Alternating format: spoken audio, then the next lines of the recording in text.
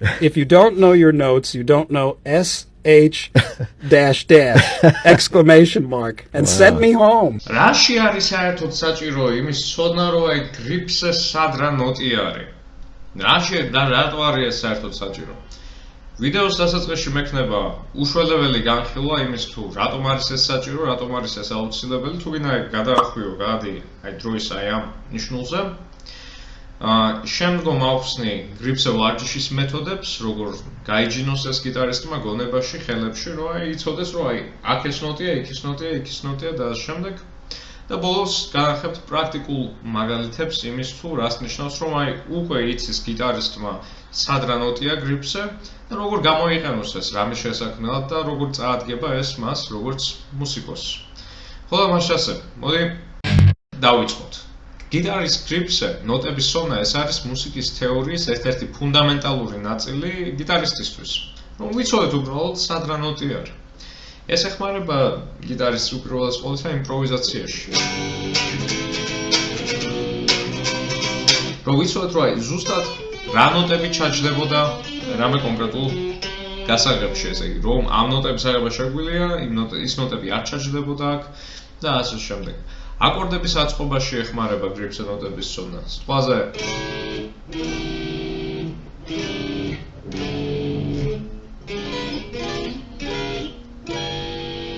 ასეთი რაღაცების დაგვრაში, რომ იცოდეს გიტარისტმა სად რა აკორდი არის და რას წარმოადგენს ეს აკორდები და როგორ ააწყოს ისინი.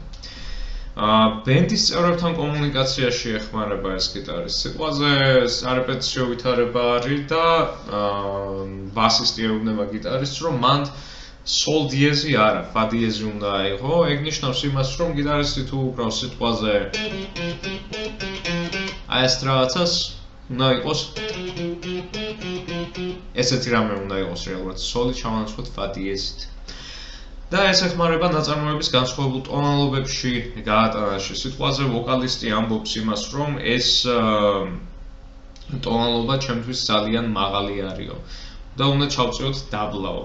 და ესე იგი რას ნიშნავს ეგ და რა ნოტები იქნებოდა ხელმისაწვდომი მან ახალ ტონალობაში, მაგის გარკვევაში ეხმარება გრიფსზე ნოტების ცოდნა.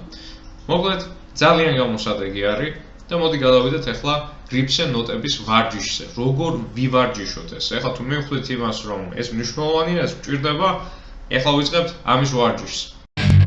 უპირველეს ყოვლისა, სამ გრიფსზე ნოტების ვარჯიშს დაიწყებს გიტარისტი, უნდა ხვდებოდეს რა არის ნოტების ჩამონათვალი.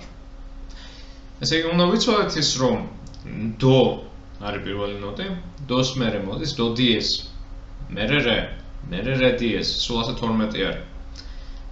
მერე მი, მერე ფა, მერე ფა დიეზ, სოლი, სოლ დიეზი, ლა, ლა დიეზი, სი, დო და ესე იგი, მივედით დოდან დომდე. დიეზი არ მქონდა მის და ფას შორის და სის და დოს შორის. ეგ გრიფსზე ვრცელდება შემდეგნაირად.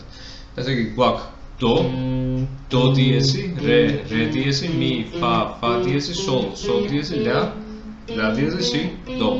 მივედით დოდან დომდე. ოკეი. ეს არის ნოტების ჩამონათვალი და თითოეული სიმიდან ამ ნოტების ჩამონათვალს ვიწყებთ განსხვავებული ნოტიდან. მეექვსე სიმი ღია.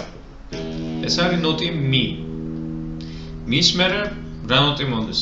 რა ნოტები ჩამოთვალე ამბობს. რა ნოტი მოდის მის მერე? მის მერე მოდის ფა. მერე მოდის ფა დიეზი, სოლ, სოლ დიეზი, ლა, ლა დიეზი, სი, დო, დო დიეზი, რე, რე დიეზი, მი. მოდით მიდან მიმდე მეექვსე სიმზე. ეხლა მეხუთე სიმზე ეს იწყება ლადან. ესე იგი, ლა, ლა დიეზი, სი, დო, დო დიეზი, რე, რე დიეზი, მი, ფა, ფა დიეზი, სოლ, სოლ დიეზი, ლა. და ასე შემდეგ ეს ნოტების ჩამონათვალი არ ირღვევა. უბრალოდ თითოეული სიმიდან განსხვავებული ადგილიდან ვიწყებთ ამას. ესე იგი, მეექვსე სიმიდან დავიწყეთ მიდან, მეხუთე სიმიდან იწყება ეს ლადან, მეოთხე სიმიდან ეს ჩამონათვალი იწყება რედან, მესამე სიმიდან ესე იგი გვაქვს სოლიდან, მეორე სიმზე ესე იგი ვიწყებთ ამას სიდან და პირველ სიმზე ისე ვიწყებთ ამას მიდან. ეს არის გრიფსზე სად რა ნოტი არის, მაგრამ ეს უნდა გაჯდეს ძალიან კარგად ხელებში და ძალიან კარგად უნდა გაჯდეს გონებაში. და აი ამისთვის არის მომდევნო სავარჯიშოები, აი ახლა რასაც გავმეხილოთ. ვარჯიშის პირველი მეთოდი არის საკმაოდ ახალი მეთოდი, რაც ბოლოს ამოვაჩინე მაგამდე სხვა მეთოდებებით ვარ ვშოვდი, მაგრამ ძალიან ეფექტური არის ეს. ეს არის აი ამ საიტიდან Facords. ესე იგი, აი აქ გავდივართ, links დავტოვებ, ესე იგი, ამ ვიდეოსთან ახლოს, შეძლებ შენს მაგის ახლოს. შევდივართ აი აქ, done, click here to begin. და ესე იგი, ვიწყებთ ამის ვარჯიშს ჯერ, easy mode-ზე. Easy modes რომ ჩავთავთ. დავაყენოთ, მოდი, ჯერ მარტო მე-6 სიმზე გვეკითხებოდეს სად რა ნოტია. ჯერ მარტო 1 სიმზე დავამოყავე, მერე 2 სიმზე, მერე 3, 4, 5 და 6 სიმზე. რომ ჯერ ვივარჯიშოთ მარტო 1 სიმზე. ესე იგი, starts დავაწვეთ. მეკითხება ახლა სად არის fa დიეზი? აქ არის.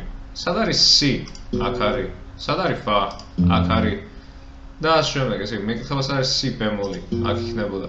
ნოტილი ა. აგერ. მოდი მივუმატოთ სიმი. მერე მეკითხება ახლა 2 სიმზე. სად არის c ბემოლი? ჯერჯერობით მაინც 1 სიმზე რჩება. აჰა, ოკეი. დო აქ არის, დო აქ არის, სოლი აქ არის, რე დიეზი აქ არის და ასე შემდეგ მივუმატებთ კიდე 1 სიმს. ვაწვევით starts, მეკითხება ახლა რე სად არის.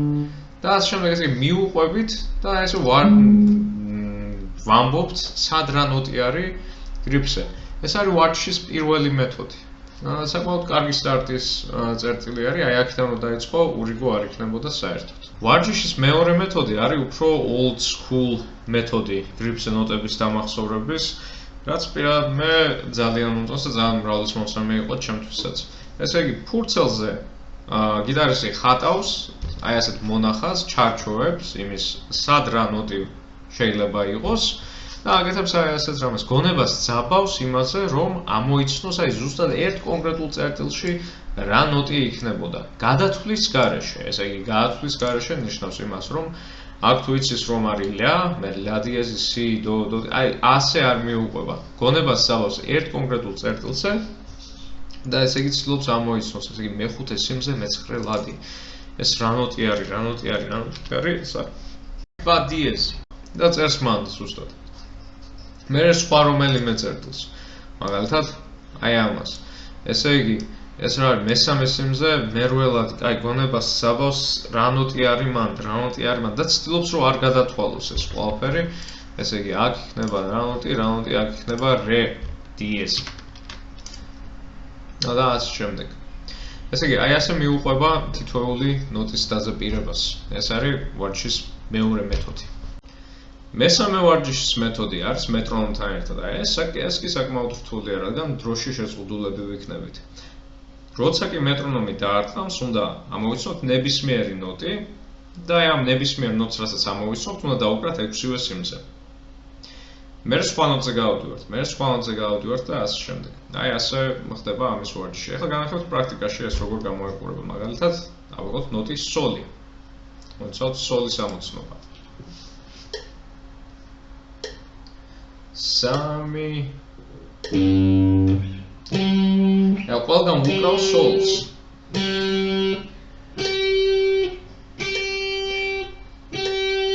და მე ამოვუყვები ნოტი სოლით. მე რასაც ვაკეთებ? არის ესე იგი, ჯერ ესე იგი ერთ ნოტს ნებისმიერს ამოვიცნობ, ჩავუყვები. მე რასაც ვაკეთებ არის ერთი ნოტით ჩავუყვები. მე მეორე ნოტით ამოვუყვები, მაგალითად სოლით ჩავედი, ამოდივარ რე დიეზით. ან ფათი ჩავედი, ამოდივარ დოთი. და სხვა ნოტები შეგიძლია ცხოვრო, რამე თანმიმდევრობა არ არის აქ, უბრალოდ ნებისმიერი ნოტი რაც მოხვდება ხელში, იმას უნდა ჩავუყვე, ამოვუყვე მეტრონომთან ერთად. თი 2, მაგალითად დო.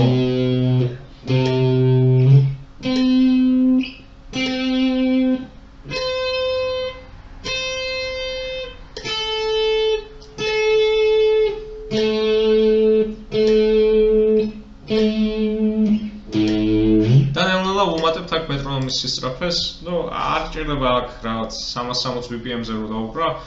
აი 40 BPM-დან 50 BPM შუალედში თუ ვარჯიშებ, სასავსებით კარგი იქნებოდა. გიტარისტმა დაამუღამა, ესე იგი, სიტყვაზე სად რა ნოტია გრიფზე. რა შეიყენებს ამას? მოდი აი პრაქტიკული მაგალითები გამოვიხილოთ მაგის.